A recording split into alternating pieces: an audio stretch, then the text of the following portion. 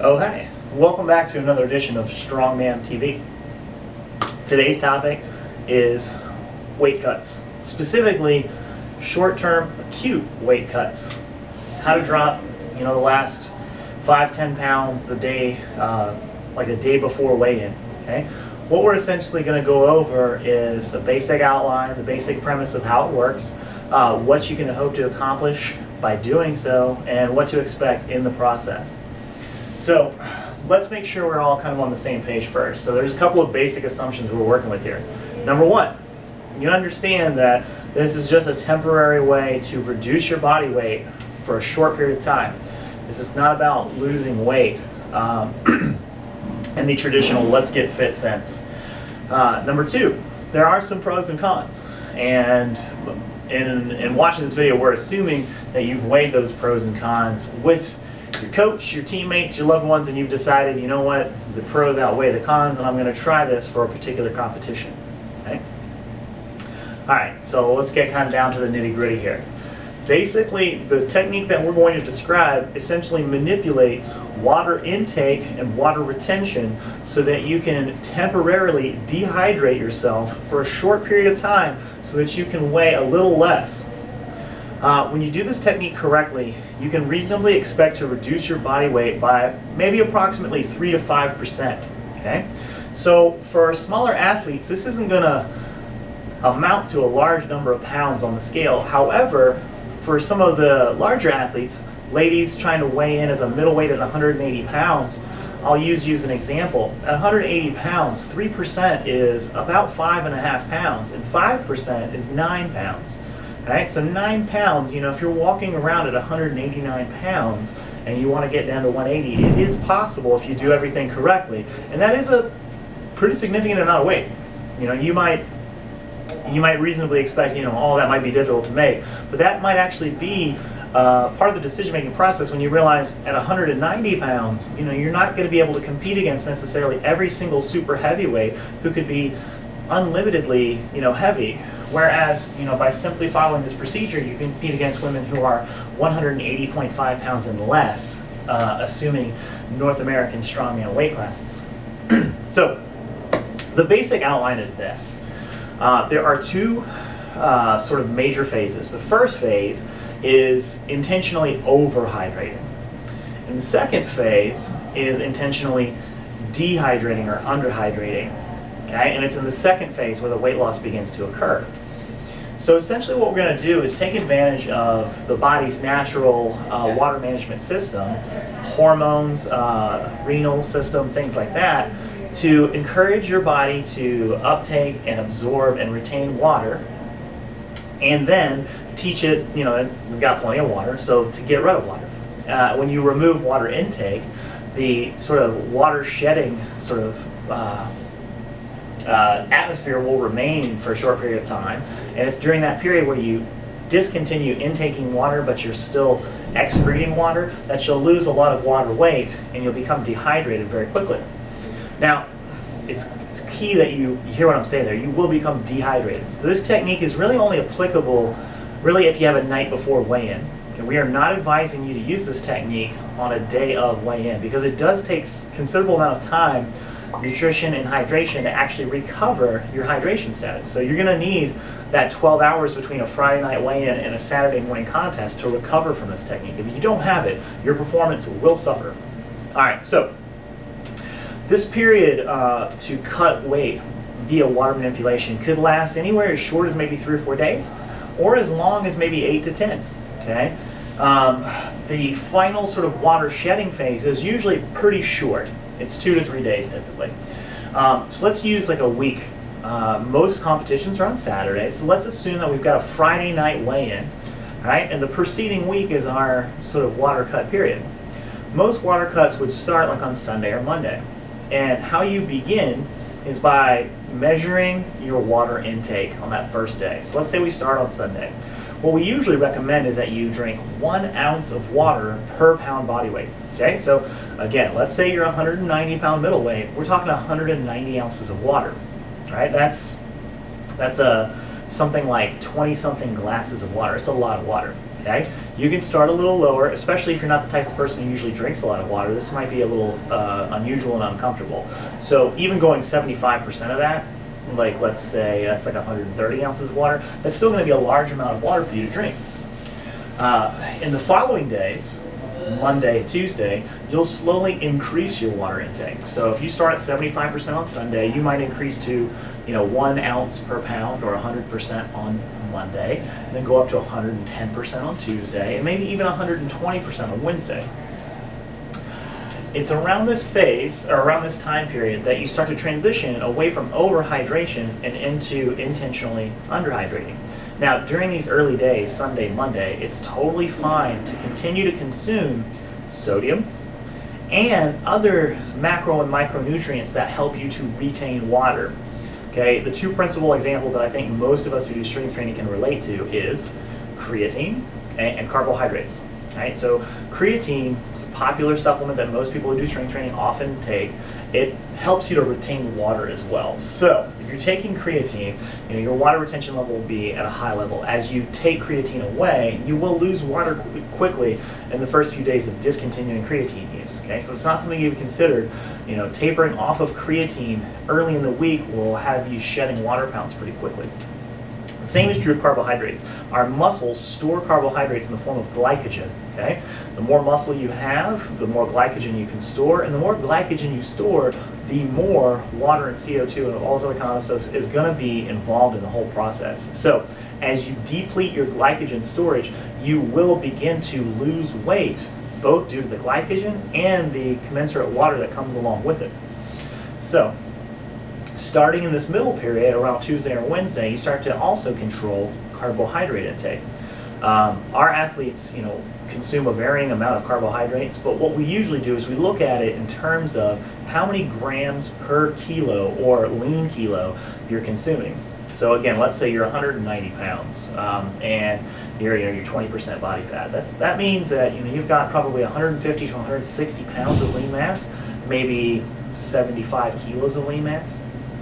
So a person who has 75 kilos of lean mass and is consuming a high carbohydrate diet because they're training very rigorously, might be consuming 5 grams per kilo, so maybe 350 grams of carbohydrates per day, right? So around Wednesday, we start to reduce that intake to maybe 4 grams per day. And on Thursday, it's down to 3. And on Friday, it's down to 2. Okay? So what you're doing is slowly tapering down carbohydrate consumption so that, one, you don't suddenly drop calories, 2, you don't shock the body too much, but you are reducing carbohydrate intake. So in this example, this woman might go from 350 grams on Tuesday to 275 on Wednesday to 200 on Thursday to maybe 100 grams or less on Friday. Okay?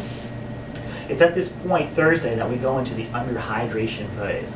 And during this phase, we would go from drinking 120% of what we need to 100% to less than 100%. So like let's say Thursday, you start to reduce that that water intake down to like 75%. Okay, so instead of drinking 190 ounces for 190 pounds, you're drinking something like 120 ounces. Thursday night, you discontinue all fluid intake.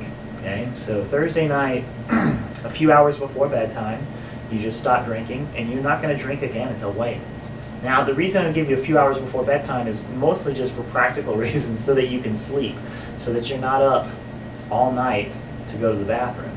You will find that even after discontinuing water intake, you're still going to be very heavily hydrated, and you're still going to continue to urinate very frequently for the first 12 to 24 hours anyways. And this is what we're relying on. As you discontinue water intake Thursday night, you got all Friday to keep pissing like crazy, even though you're not drinking. And you'll see in that final day, the water weight will come off very quickly. Now, if you discontinue sodium intake early on, like Tuesday or Wednesday, what you'll find is that as sodium leaves the body in the following 24 to 48 hours, you have even less impetus to retain water. So you'll start losing water because of the sodium reduction. You reduce creatine, you'll start losing water because of that. You reduce glycogen, you'll start losing water weight because of that. So sometime around Wednesday or Thursday, your weight will start to fall, and it will accelerate very rapidly on Thursday and Friday. And it's during that period on Thursday and Friday where you start to experience maybe a 1% weight loss, and then on Friday, an additional 2, 3, or 4% more. We're going to give you some examples of some of our athletes under varying circumstances that have used this basic premise to prepare themselves for weigh-ins. Most of our athletes are not super heavyweights. They're lightweights and middleweights, and they have to make weight every time they compete. Most of them walk around at least 5 or 10 pounds heavier than what their weight class allows, and so they often make weight for every show. This isn't necessarily convenient, but it does confer a competitive advantage. All things being equal, if your weight class is 180 pounds and you've got 160 pounds of lean mass because you walk around at 190 and 18% body fat, well, you're going to be bigger and stronger than somebody who walks around at 175. It's just plain and simple. And the more muscle you pack into the weight class, the more competitive you can be. Final thoughts. There are a few things that you can do to tweak this system to make it more effective. The first one is essentially, Friday is going to be a difficult day because you're going to not have any fluid intake, and you're probably going to have a caloric restriction on Thursday and Friday because of the reduced carbohydrate intake. So now you're starving a little bit. You're going to be a little lightheaded, a little loopy. Caffeine can be really, really good just as a mental stimulant, especially if you have to travel to a competition, and particularly if you're going to drive yourself, which I don't recommend if you're dehydrated and malnourished, but sometimes it's a necessity. So caffeine as a mental stimulant can be very helpful. There are other sort of energy and stimulant products that can actually help reduce appetite. Caffeine does as well. But caffeine also serves as a diuretic. And of course, again, there are other products out there that are actually solely diuretics. Now, I am not a doctor and I'm not advising you to take diuretics, but know this. Something like caffeine, maybe a couple shots of espresso, which doesn't have a lot of fluid, will help you eliminate your bowels. It will cause you to urinate. It will enhance your dehydration. It will reduce your appetite. It will increase your focus. So I will make no secret of it. In my own weight cutting practice, I often do drive myself to competitions, which are often, all day events. And so, Friday morning, I skip breakfast. I don't have anything to drink. I have a couple shots of espresso, and I drive all day. And I stop frequently to go to rest stops and go to the bathroom. And that's the process. But our athletes, again, tend to experience, maybe about a 4% weight reduction in those last 2 days just by following this technique. It's not very difficult. It's often in conjunction with a taper, so we're not actually training very rigorously during this time, so we don't have to deal with those demands of overhydration or underhydration while training, and it works out pretty well. Again, as a 200-pound athlete, it's not difficult for me to drop 5 or 10 pounds in a day to make a weigh-in. So that allows me to walk around at 210 pounds and then still weigh in at 199, no problem. And that's nice. That's convenient. It makes things very simple for me. So coming up next, we'll have a few guests talking about their individual experiences, maybe some unique circumstances to how they perform their weight cuts to help you kind of understand a little bit better how it might work. All right, so thanks again for joining us. Pretty good. I like it. Okay. And the fire is centered. Yeah. All right, so welcome back to episode something or other of Strongma'am TV. My guest today is one of our athletes here at Full Circle, Leah Fremouw. Hello. Hello, Leah. Hi. All right, so we're going to expand on the topic of cutting weight for a contest by adding in a special topic, breastfeeding, while doing so. We're going to go over Leah's whole life story as succinctly as possible, at least vis-a-vis strongman and weightlifting and breastfeeding and cutting weight. But let's start with a little bit more about yourself. What do you do for work? I actually work at a bank, nonprofit bank. And how long have you been doing that? I start on Monday. All right, so new job. I think I'd like people to understand who you are a little bit more. I think one of the interesting things about you is one, like you've done a lot of different things in the past sports-wise, but like you're not young, right? A lot of people think, oh, like look at these people lifting these crazy weights, they must be, 20-something. Right. And both of us are, I'm 37. And I'm pretty sure I am too. I'm old enough now where I have to do the math and double check, and I see the 37 or 38. So we're not young. We're not masters yet. Not yet, getting there. But we're not kids. And one of the things I also like, when I try to describe you very succinctly, your addiction to exercise is one thing, and then your involvement with like the TED program and like those types of like sort of topics and discussions and stuff. Maybe you can expand more about what you specifically do here in Richmond with that. Yeah, so basically to keep it concise is outside of my paid job, I spend a lot of time in the community working in nonprofits, and the event that Jason mentioned is TEDx RVA. So when I'm not in the gym or not at home, I'm spending my time doing that type of stuff. Yeah, and you've had over the last couple of years a wide variety of speakers and presenters in that field, right? Yeah. 4 events. We have our 4th event coming up this year. So. All right, so that's one side of it. Okay, so let's talk more about Strongma'am. How long have you been doing Strongma'am? Basically, since I've had 2 shows. My first show was in November, so 6 weeks before that show. Yeah. So, and I guess more to the point. So, how long have you been doing strength training? I entered into consistent strength training in 2012. I headed into that road, headed down that road to really to actually cross-train for the kickboxing that I was doing. Got into the weight training, and actually specifically it was CrossFit, and loved the fact that I could be aggressive, get a great workout, get a great sweat on, and not get punched in the face. So I slowly but surely faded out of the kickboxing sport and have moved more into the strength training world, which has been great. I think I totally said the same thing about judo and jiu-jitsu at some point. It's like I really like fighting, I just don't like punching people in the face. Yeah. So and that kind of gives us a little bit of background. It's been several years of physical activity that's kind of slowly but surely distilled from, I think you were telling me earlier, kind of just general weight loss and just being maybe more healthy and more physically active towards martial arts and kickboxing, towards a gym, towards CrossFit, towards our barbell program, and then eventually actually competing in Strongman. Right. Does that make sense, right? A little distillation. Yeah, and back to your point on the age thing. I didn't enter into the kickboxing world until I was 30. So, and this was after years of not being active and being, significantly larger than I am now, or even then. And so I was an older athlete as well when I got into this. I suspect that there's a lot of our viewers that can relate to all this. So like, we'll get into specifics. So you said you really started being active when you were like 30. You told me earlier a lot of it had to do with weight loss. And over the course, and we're going to talk about the specifics, I guess, when we talk about your weight cut, but you've lost a lot of weight so far, right? Yes. Yep. Gosh, even just, post baby, it's been, I was over 200 pounds at my biggest with Hazen. And so now I'm down to about 140, 147 or so. And I'm stronger and smaller than I ever have been, even when I was kickboxing and doing cardio 6 days a week, 2 times a day, so the weight loss has been a kind of an up and down, but really where I am at now is just a great, I feel like I'm in a very holistic type place with both my mental and my physical strength. So. I think that's a good observation to make, is like usually our body weight and body composition is not a linear thing. It's always going up and down based on new activities, new lifestyle, and new life events.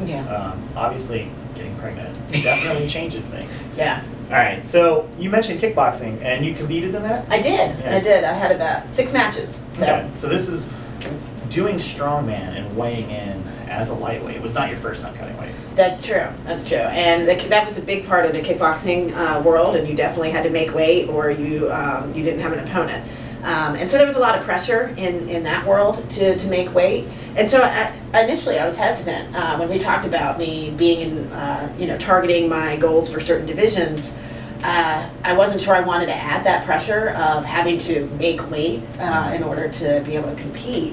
But I'm in 2 different places now in my life, and the way that I've been able to do it with the strength training, with the support here at the gym, it's not the same type of pressure, and it's actually a lot more fun. a lot of fun. So I think the reason that we've asked you here, and we wanted you to contribute to this project, is because I don't know of any other YouTube video out there about cutting weight for Strongman while breastfeeding. And that's exactly what you did for the Ice Queen. The Ladies Lift Here show in January, which is only, what, 2 months ago now, right? Yeah. And so this is something you Oh. did very recently. Yeah. And let's talk about that. I think first things first, some people in our audience have never breastfed before. So we'll kind of just go over some basic information about how that changes your training, your diet, your nutrition, and then specifically what effects it might have on trying to control your weight for something like making a weight class. So first things first,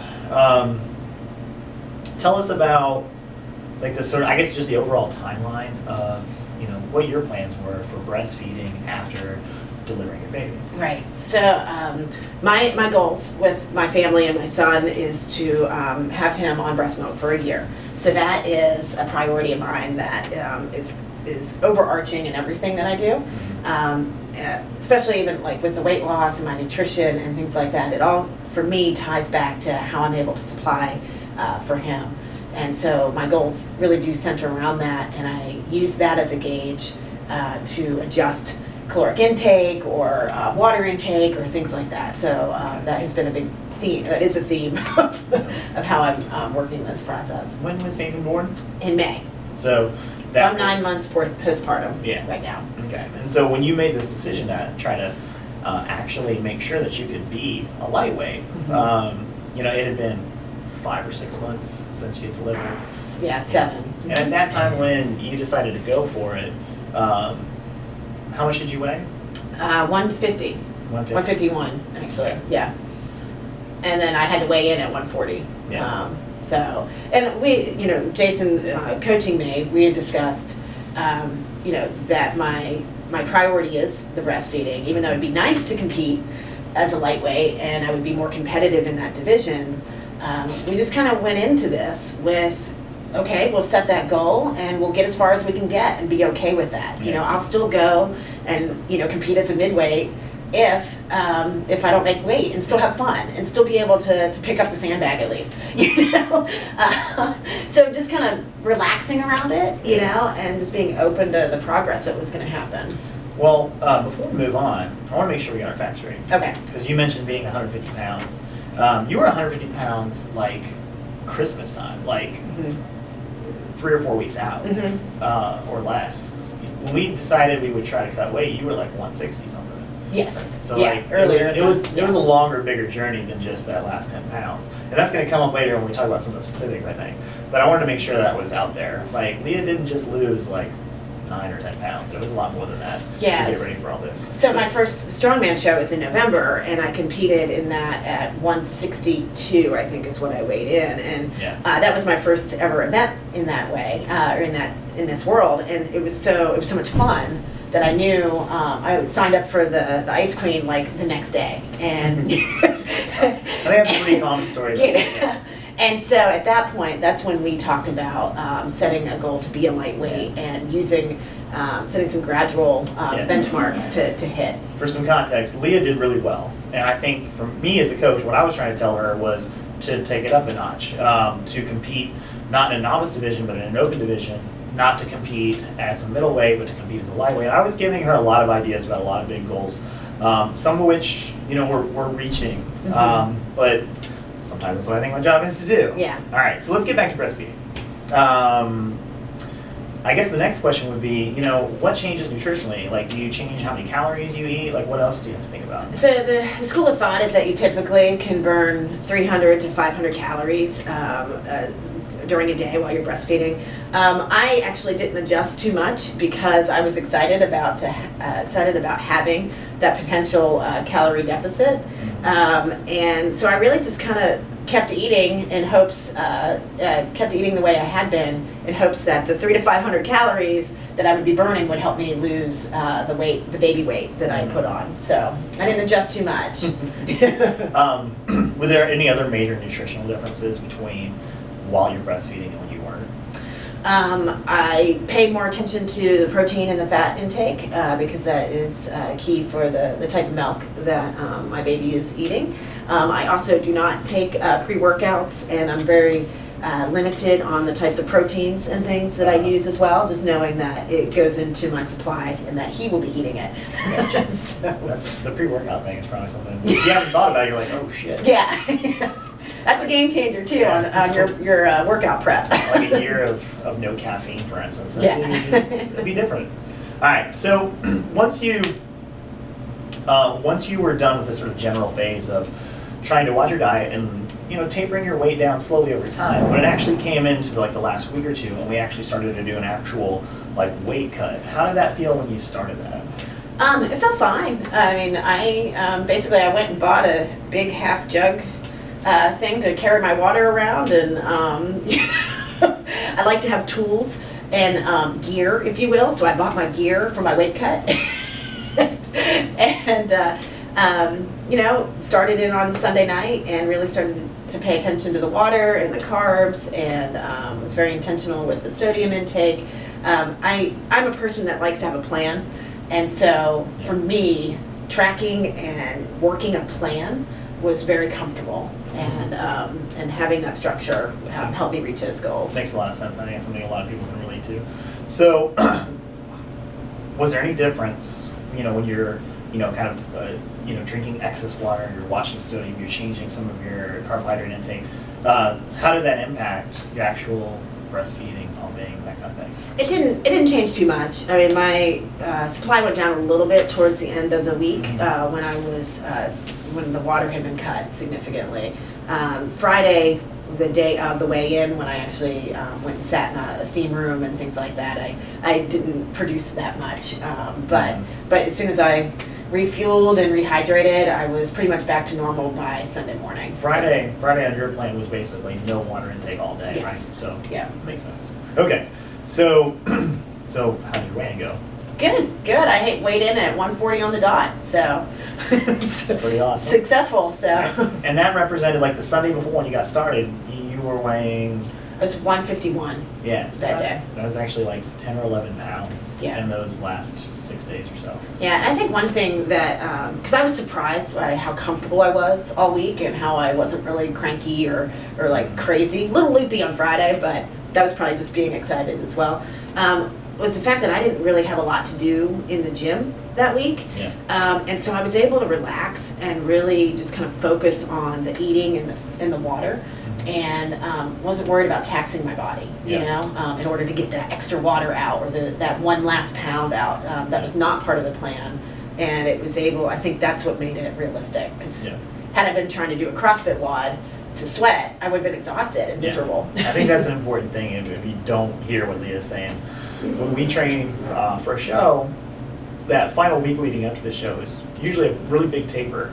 And the more experienced the athlete, the longer and harder that taper is. But even our novices, like Monday or Tuesday is probably their last training day, and those are usually light and easy. So Tuesday, Wednesday, Thursday, there's no training written. Our athletes might come in and do a little foam rolling and mobility work, stuff like that. But all they need to think about is making weight, and that's different when people are trying to do things like you were saying, like do cardio, throw the trash bags on, do that kind of crap. And I've done that. that can be very taxing, and it can make you feel like shit. Yeah. I mean, you're already focused on it, and I think adding that extra stress, I think that was one of the things that I think helped with my success in this example. Is the fact that I was relaxed about it, and the mentality both for me and for my coach too was, let's see how far we get, and we will be okay with whatever that is. And so being open to that. I wasn't. Well, you're going to be a lightweight. Yeah. But being okay with that, take some of that, because if you're stressed, you're not gonna be. It's gonna be a lot harder. Yeah. So Friday night weigh-in went great. I think we already talked about this off camera. You went, straight to the Pedialyte and bananas and whatnot. How did you feel Saturday morning when you came in? Good. I felt good overall. I think my first event didn't go as well as I had thought it would based on my training success. But it was the first event. It's probably a little bit of nerves. I think what surprised me was how tired my arm felt after a couple reps with the dumbbell press. So there is a slight question mark in the back of my head that, did the cut contribute to that, or was it just nerves? You know, I mean, overall, I came in third. I showed up for every event, and I beat all of my training numbers. So overall, it was a huge success for me. But there is that slight little question mark around the dumbbell press. Which I think is something that, again, a lot of competitors can relate to. Mm-hmm. It's so difficult that so many shows begin with a clean and press, which is often like one of the most technical things, and maybe your pre-workout just kicked in, maybe your nerves just kicked in, and like your stomach's about here-ish. Yeah. And, it can be really difficult to try to press something overhead. Yeah. So, would you do it again? Mm-hmm. Yes. Yeah, I would. It's the same. Yeah. And I guess finally, like, especially, we could talk specifically about breastfeeding or making weight or whatever, but even more broadly, is there anything that you learned from this, you know, these two shows and getting started in the sport that you would want to tell a new mom that wants to start Strongman? Mm-hmm. So, being a new mom, or you're going to be going through a lot of different things, and you know, so let me just summarize this in probably 2 points. First one is how you view the number on the scale. You know, if one of your overarching goals is to get that baby weight off, your relationship with the scale is going to impact that. And one thing that I've been able to get to at this point in my life is the fact that the scale is just a data point. It really just measures my relationship with gravity. Doesn't have any impact on the type of day I have, the type of person I am, or value. There's no value other than the data it is giving me on who I am as a person. And so I had to get there. You know, that wasn't something that is something like, oh, yeah, it's just a data point. I mean, that has been a journey. And so being comfortable with that and starting to think about the scale as a resource and a tool and not a measure of your value.